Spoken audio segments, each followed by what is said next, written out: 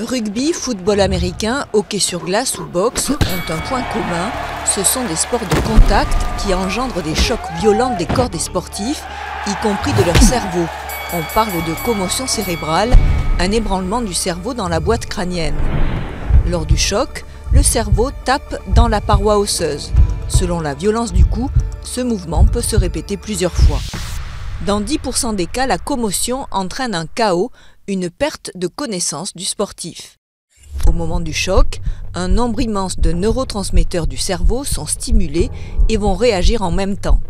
Cette suractivité provoque une surcharge dans le système nerveux, un orage électrique qui court-circuite le système nerveux à travers le corps. Tous les muscles se relâchent et le sportif s'effondre.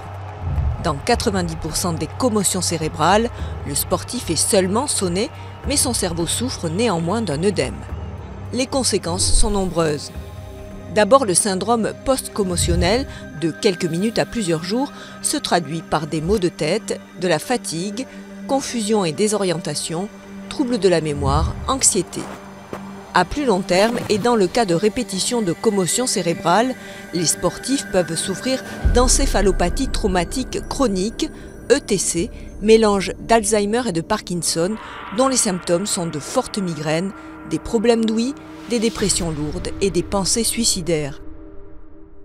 Si un grand nombre de boxeurs professionnels développent les symptômes de cette démence pugilistique, la quasi-totalité des anciens footballeurs américains professionnels en souffrent aussi.